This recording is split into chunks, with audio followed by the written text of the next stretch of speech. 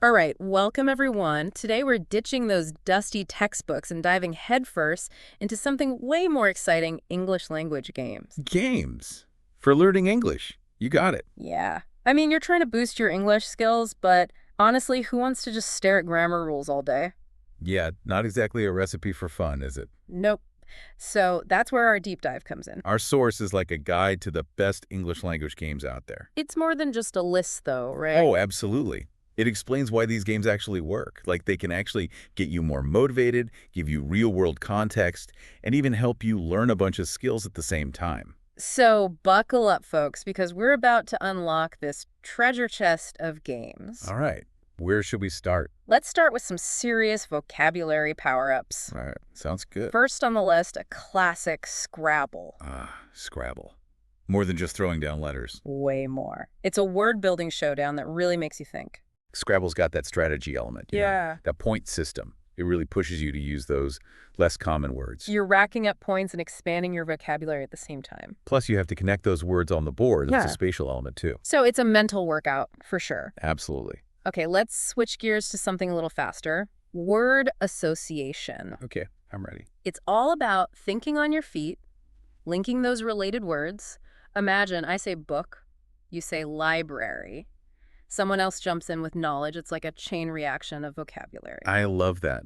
Word association is more than just a game, though, right? It shows how words are actually connected. Exactly. You're thinking about synonyms, antonyms, categories, all those relationships between words. It really shows a deeper understanding of vocabulary. Okay, now for a game that might bring back some, let's say, vivid childhood memories, Hangman. Hangman, the classic. Simple, yes, but there's something about that slowly emerging figure, right? A little bit of drama. It's all about spelling and word recognition. Guessing those letters, thinking about spelling patterns, letter combinations. Yeah, and that hangman drawing adds a little bit of pressure, don't you think? Definitely keeps you focused. Okay, let's not forget taboo. Oh, taboo. That was a challenge. For sure. It's all about describing things, but with a twist. Imagine trying to get someone to guess computer without using words like screen, keyboard, or internet. Oh, man, that's tough. Right. Talk about a vocabulary workout. That's what's so great about taboo. You have to think outside the box, get creative. You might end up using synonyms, metaphors, even gestures. It really forces you to find new ways to express yourself. Absolutely. Okay, moving on from vocabulary, let's tackle some grammar games that won't make you feel like you're back in school. Grammar games. Now you're talking. First up, Grammar Jeopardy! Picture the classic game show, but with categories like verb tenses, prepositions, and articles. Who knew grammar could be this competitive? Grammar Jeopardy turns those grammar rules into something engaging. Yeah, instead of just memorizing rules, you're actively recalling them under pressure. And that competition definitely keeps you on your toes, makes you want to learn more. It's like a fun twist on those grammar quizzes we all remember. Now, let's get collaborative with Sentence Building Relay. Oh, I like this one. Teamwork. Imagine racing against the clock. Each teammate adds a word or phrase to build a grammatically correct sentence. This one highlights something really important. Syntax. How those words are arranged to actually make sense. It's not just about knowing the words, it's about knowing where they fit in a sentence. You need to understand word order, punctuation, all the building blocks of a good sentence. And for those grammar detectors out there, we've got correct the error. Ooh, I love a good puzzle. It's all about spotting those sneaky grammar mistakes. Imagine a sentence like, I has went to the store yesterday. Can you spot those errors and fix them? Oh yeah, I see them. Exactly. This game trains your eye to catch those common slip-ups. Those little mistakes that can sneak into our writing. It makes you pay attention to the details. Verb tenses, subject-verb agreement, all those essential grammar rules. So we've tackled vocabulary and grammar, ready to level up your communication skills. Bring it on. Time for some games that boost both speaking and listening. Let's start with a classic 20 questions. All right. I love 20 questions. One person thinks of something, and the rest have to figure it out by asking yes-no questions. It's all about strategy and deduction. What I find fascinating about 20 questions is that you have to really listen to those answers Yeah. and adjust your questions based on what you learn. It's like a mental puzzle. Each answer is a clue. You got to piece it all together to solve the mystery. Now, let's get a little dramatic with role play. Time to step outside our comfort zones. Exactly. Act out those different scenarios. Ordering food at a restaurant, giving a presentation, maybe even a job interview. Role play is fantastic for fluency and confidence, wouldn't you say? Absolutely. You're not just memorizing words, you're putting them into action. Practice that intonation, pronunciation, even body language. Okay, ready for some laughs? Time for telephone. Oh, no. This one always ends in chaos. A phrase gets whispered from person to person and, well, let's just say it usually comes out the other end hilariously transformed. You know, underneath the laughs, telephone teaches us something important. Oh yeah, about clear pronunciation and careful listening. It shows how a little mispronunciation can lead to a whole lot of misunderstanding. All right, are you ready to debate? Debate Club is where you can put those persuasive speaking skills to the test. Imagine debating topics like, should homework be banned? Or, is social media good or bad? Oh, those are good ones. It's a chance to articulate your thoughts, build arguments, and maybe even impress everyone with your fancy vocabulary. Debates are amazing for critical thinking, expanding your vocabulary, and structuring those arguments effectively. So it's more than just arguing. Way more. It's about research, logic, and persuasion. Skills you can use beyond the classroom, for sure. Now, let's shift gears and tap into some creativity. Unleash your inner storyteller with story cubes. Story cubes. I'm intrigued. Imagine rolling dice, but instead of numbers, they have pictures. A tree, a key, a dragon, and you use those images to create a story. Oh, that's fun. Right. And it can help you get over that dreaded writer's block. Those pictures are like prompts for your imagination. You can experiment with different genres, characters, plots, all sparked by a few rolls of the dice. Okay, ready for a word puzzle? Time for word jumble. Word jumble, bring it on. Imagine seeing a jumbled mess of words like, park the to-go want I. You gotta untangle them and make a proper sentence. Okay, let me see. I want to go to the park. Got it. See, word jumble's deceptively simple, but it really reinforces that understanding of sentence structure. How those words fit together, their order. It all affects the meaning. Okay, now for a challenge that combines writing skills with quick thinking, the 1-minute story challenge. A whole story in 1 minute. 60 seconds to craft a complete story. It's a sprint for your imagination. That sounds intense. It is, but it's a great way to practice being concise, choosing your words carefully. Making every sentence count. Okay, grab a newspaper. It's time for a newspaper scavenger hunt. Let's do it. This one tests your reading comprehension and vocabulary. Imagine getting a list of words and phrases that you have to find hidden within a newspaper article. Oh, like a word search, but with real-life text. Exactly. It encourages you to skim, scan, and really dive into that authentic written material. You'll be surprised how much vocabulary you pick up along the way. Okay, are you ready to go digital?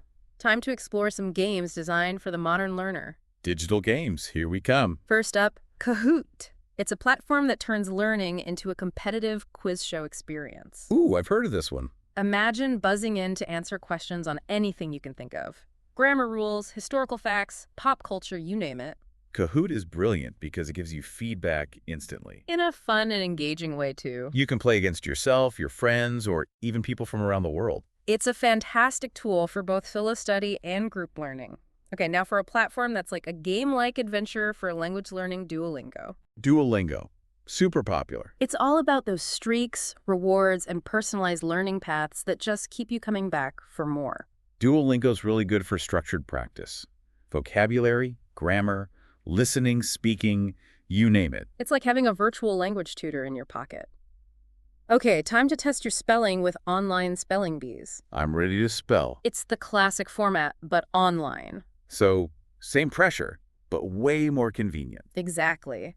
These games not only challenge your spelling, but also your listening. You have to hear the word correctly before you can even try to spell it. True, so it's working on 2 skills at once. Now for a game that makes vocabulary learning a team challenge, Quizlet Live. Quizlet Live, what's that one like? It's all about matching terms and definitions, but in a super fast-paced and interactive way. I like that team aspect. You're working together, trying to beat the clock. That friendly competition keeps everyone engaged.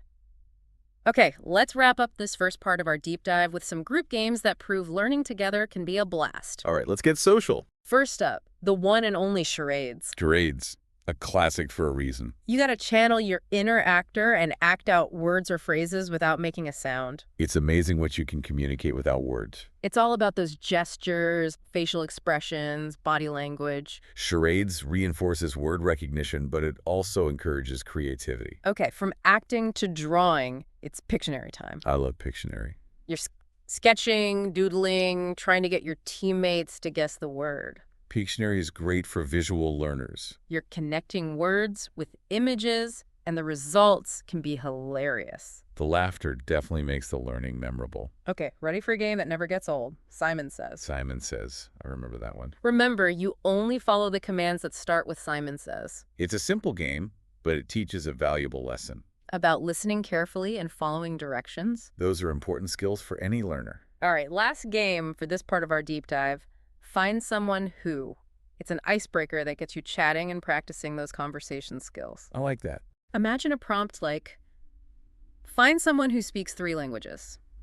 You'd have to approach people, strike up conversations, ask questions until you find a match. Find someone who is a perfect mix of language learning and social interaction. You're building confidence in speaking, asking questions, and really listening to the answers. So it's like a social scavenger hunt.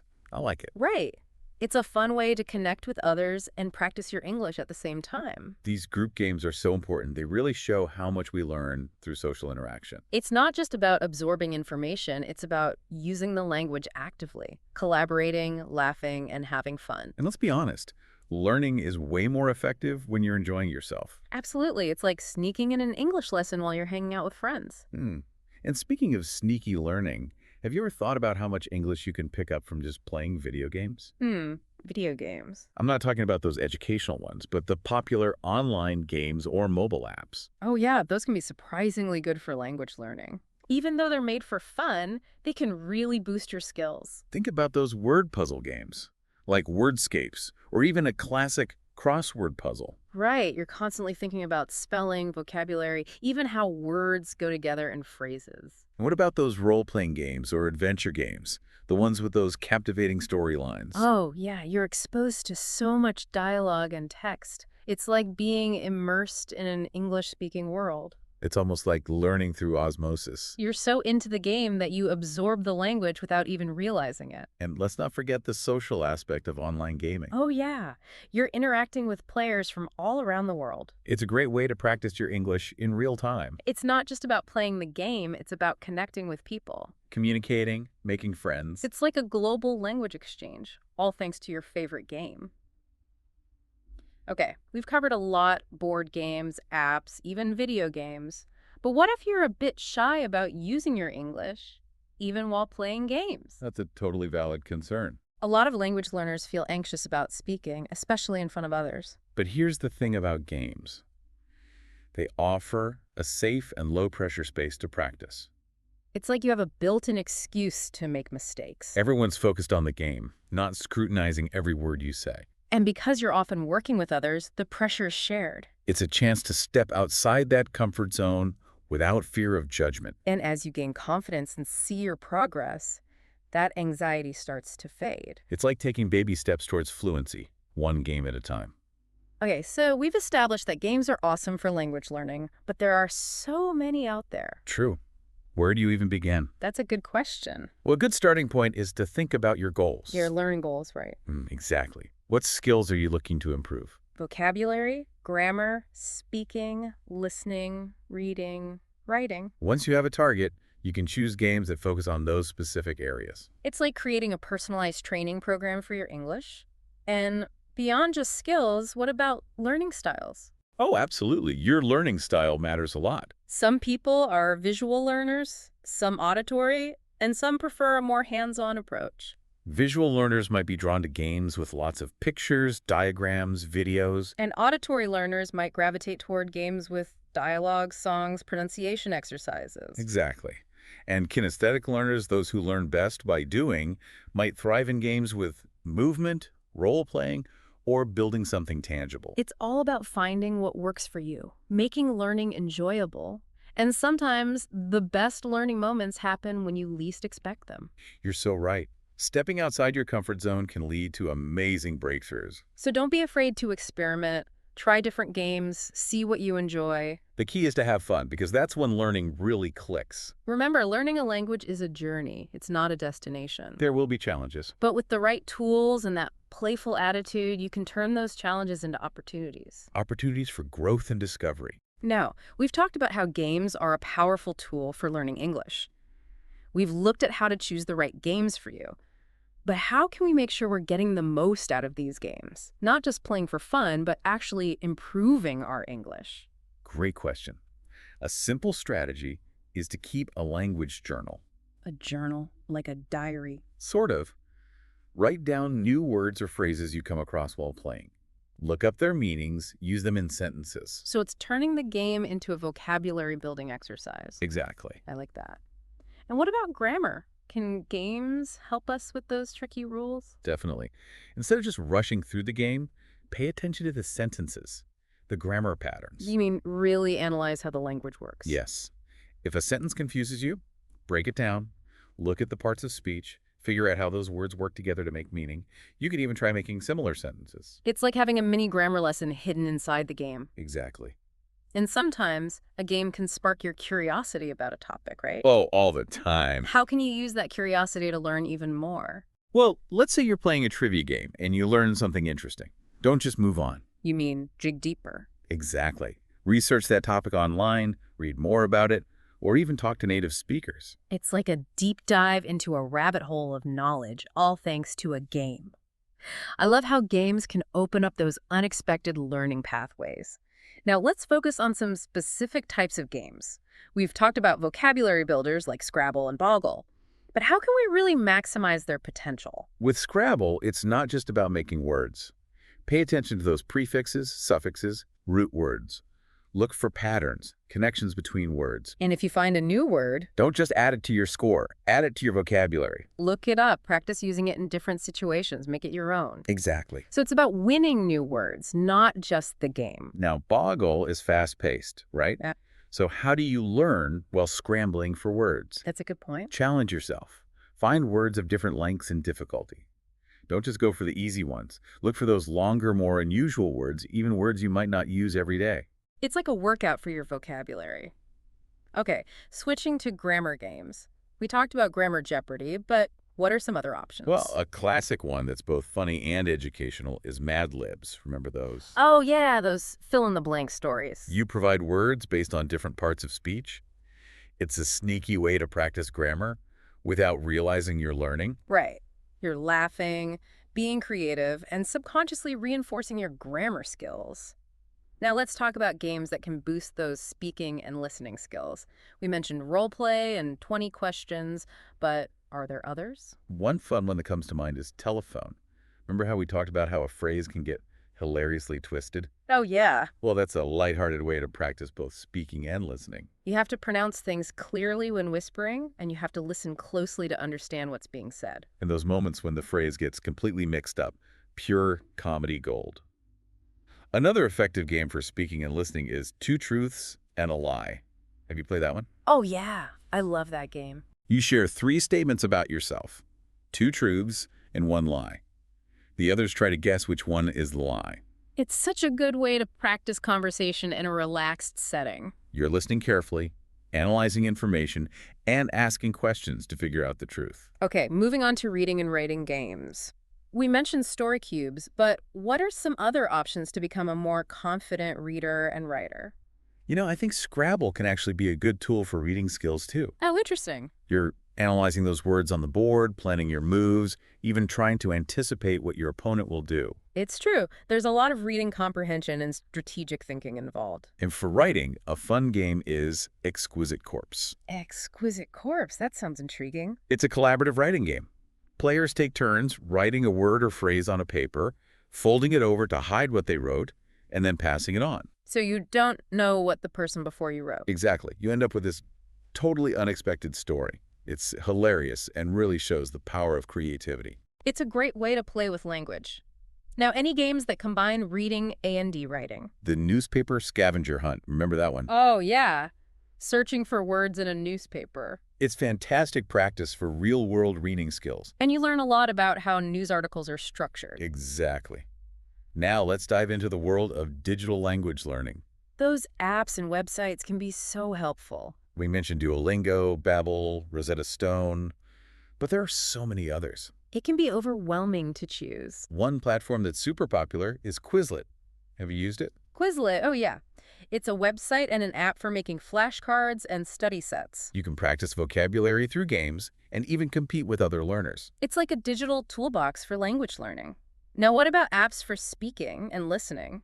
Those can be hard to find. One that's really good is HelloTalk. It connects you with native speakers for language exchange. So you can practice speaking with people from all over the world. Exactly. It's like having a global network of conversation partners right in your pocket. I love that. Are there any apps that can help with pronunciation specifically? Absolutely. One that's gaining popularity is ASA Speak.